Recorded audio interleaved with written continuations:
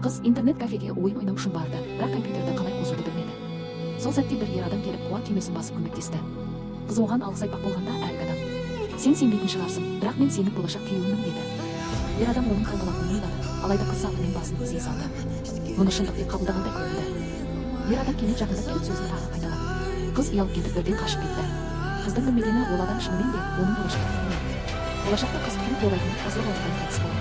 Қыз қайтыс болғаннан кейін ер адам бүкіл мүлкін қайырымға берді. Өмірінің соңғы сәтінде ол кенет оянып, өзін қайтадан мектептегі зорлап сынып оқушысы ретінде тапты. Ер адам интернет кафеге барып ақпарат іздеп, сол аймақта қалай тез ақша табуға болатынын зерттеді. Ақша тапқаннан кейін қыздың туып болатын балаларын емдеуге арналған медициналық мекеме ашуды шешті. Ол оны қайта жоғалтудың азабын тағы да бастан кешіргісі келмеді. Қыз үйіне оралғанда кенет ең жақын құрбысы әлгі ер адамның атын атап қалды. Құрбысы оның өзін қуып жүргенін айтты, бірақ өзі тек оқуға ғана көңіл бөлгісі келетінін жеткізді. Қыз мұны қате түсініп, ер адам құрбысын ұнатады деп ойлап, іштей сәл көңілі түсіп кетті.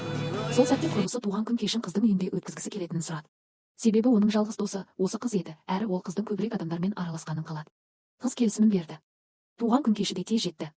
Ер адам қыздың үйіне шақырылған еді. Ол кіре сала кітап оқып отырған тыныш қызды көрді.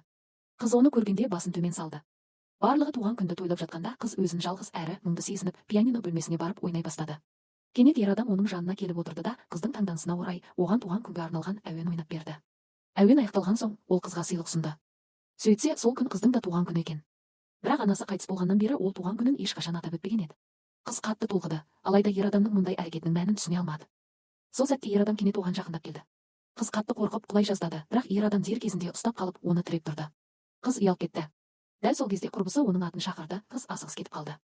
Сол түні қыз ер адам берген сыйлықты жасырын түрде алып шығып, іштей қуанып қалды. Алайда келесі күні ол құлаққаппен музыка тыңдап отырғанда құрбысының: "Мен біреудің қарым-қатынасын бұзатын үшінші адамдарды ең қатты жек көремін" дегенін естіп қалды.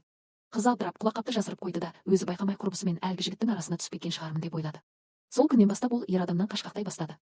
Ер адам оның өзін алыстатып жүргенін байқап, мектептен қайтар жолда оны тоқтатты. Ол неге өзінен қашып жүргенін сұрады. Қыз адамдар олардың қарым-қатынасын дұрыс түсінбей қалуынан қорқатынын айтты. Келесі сәтте ер адам қызды құшағына алып,